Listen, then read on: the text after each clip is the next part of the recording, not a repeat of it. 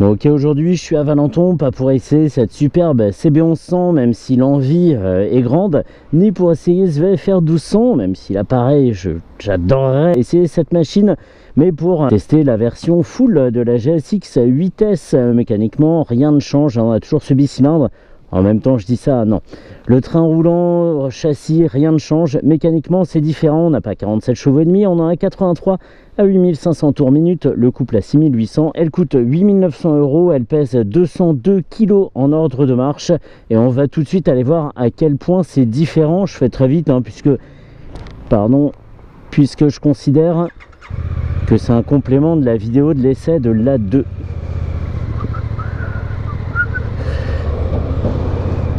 Ça va être hyper rapide et la conduite risque d'être un petit peu sale. On est en mode A et le traction control est désactivé. Le bridage de la version A2 était très bien fait, hein. Tous les bridages modernes sont quasiment imperceptibles, hein, maintenant à des allures normales. La courbe de puissance tend quand même à s'aplatir vers les 5-6 000 tours un peu plus tôt sur certains modèles, notamment chez BMW où ça se calme assez vite.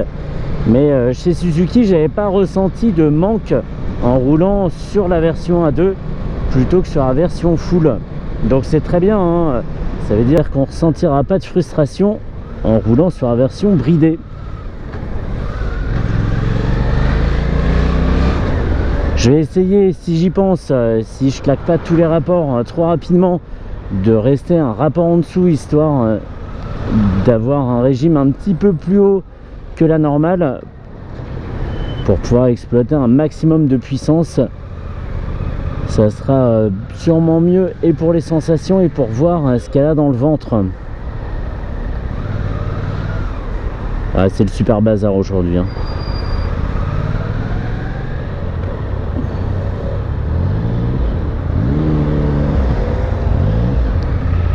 Même les démarrages en première manquent presque de douceur, c'est assez vif, même sans tourner la poignée de gaz. Déjà au point de patinage, la moto est nerveuse et c'était la grosse différence avec la Hornet. Même si la Suzuki a 9 chevaux de moins, on a une moto qui est beaucoup plus nerveuse à bas régime que la Hornet. La Hornet incite plutôt à conduire vite, à des vitesses élevées, haut dans les tours, alors que celle-ci, elle l'incite plutôt à être un petit motard nerveux.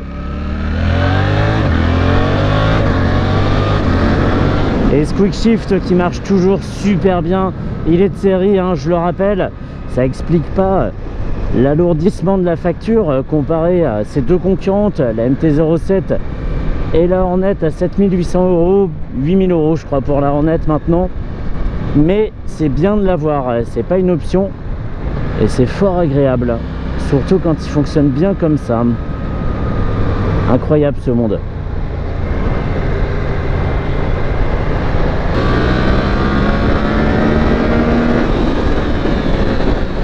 Waouh, il se passe des choses plusieurs fois dans le régime. À 6000 tours, c'est nerveux. À 8000 aussi, quand on approche des 10 000, il y a encore de la patate.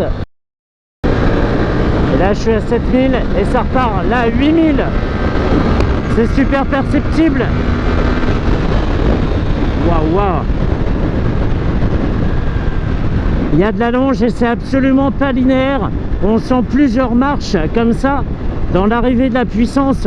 Parce que là, c'est vraiment de la puissance. Le couple se fait pas énormément remarquer.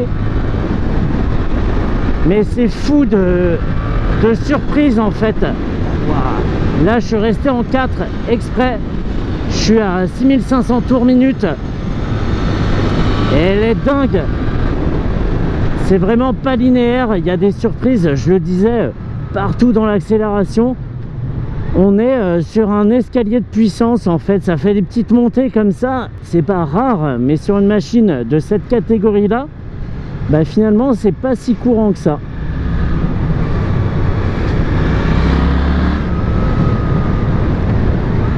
Et effectivement c'est pas quelque chose qu'on pouvait avoir sur la version 1.2 puisqu'ils avaient privilégié la réactivité à bas régime. Et en haut c'est vrai que c'était beaucoup plus calme. Et là ça donne une machine franchement qui serait pas idiot de débrider, parce qu'on découvre une nouvelle moto. On avait la version cool entre guillemets hein, parce que c'était quand même déjà très sympa avec la version A2, et la version full on a non pas un deuxième visage mais un troisième et un quatrième et un cinquième, suivant jusqu'où on a le cran de montée dans le régime.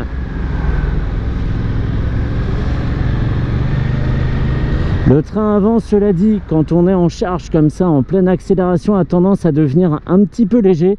Il faut être plus précautionneux sur ses changements de cap et sur ses appuis sur le guidon. Le châssis suit bien en courbe, hein, même à des rythmes soutenus, on n'a pas de surprise, la moto ne se désunit pas, et même quand on roule sur une route un peu abîmée, on n'a pas d'hésitation de la part de la moto.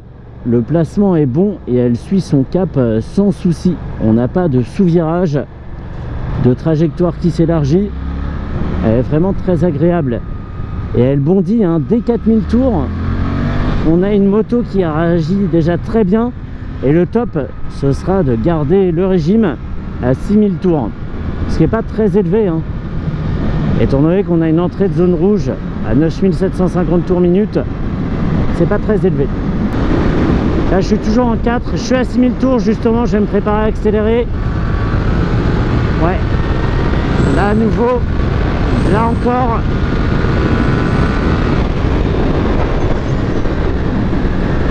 C'est fou parce qu'à chaque fois que j'accélère, je me dis bon, allez on va aller voir ce qu'il y a en zone rouge, donc au-delà de 9750 tours minute. Et en fait c'est inutile parce que la moto a déjà tellement donné avant. Même si elle n'est pas en bout de course, hein, elle n'est pas essoufflée du tout, la mécanique pourrait continuer à fournir une accélération. En fait, on a déjà eu tellement de sensations, tellement d'accélération, d'arrivée de la puissance et une bonne exploitation de cette puissance que c'est pas utile de pousser au-delà de 9500 tours, je dirais. On est déjà très très bien, il suffit de claquer un rapport et de continuer, etc. etc. C'est vrai qu'on a toute cette plage entre 6000 et 9500 tours où il se passe tellement de choses que ça serait pas utile d'aller beaucoup au-delà.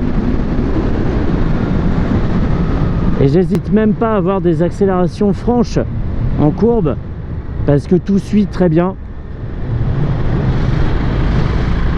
Et les gommes et les suspensions et le cadre, ça forme un ensemble assez rigoureux sans être au niveau de très bons châssis treillis. Je pense notamment à feu le Monster 1200, mais il y a déjà de quoi bien s'amuser et elle offre une très bonne marge de progression.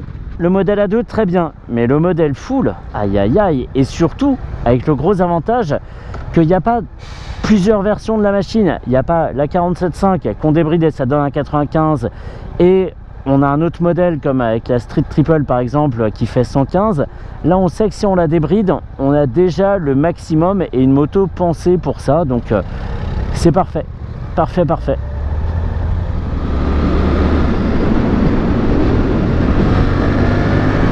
On rétrograde tranquille en quatrième toujours, ça va devenir ma vitesse préférée, enfin mon rapport préféré.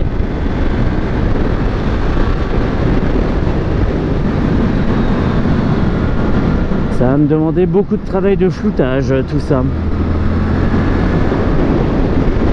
Ça repart bien, hein. Une fois que tu es au régime magique de 5500 tours, tu as tout ce que tu veux quand tu veux. Là, j'y suis pas, là, j'y suis. Et on est bien. Et même si je suis en cinquième, hein, c'est absolument pas gênant.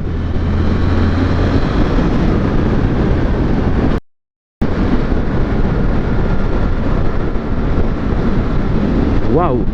Eh ben, je suis pas mécontent, j'étais un peu sceptique sur le fait de trouver des choses à dire sur le modèle full comparé au modèle A2, mais en fait c'est le moteur qui fait tout le boulot parce qu'on perçoit très très facilement ses qualités en version 83 chevaux, donc voilà, j'ai pas eu à chercher bien loin l'inspiration.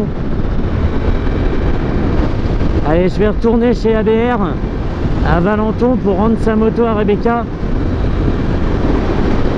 Et c'est vrai que c'était pas du temps de perdu. Alors je vais pas la tester en mode B avec le traction control, etc., etc.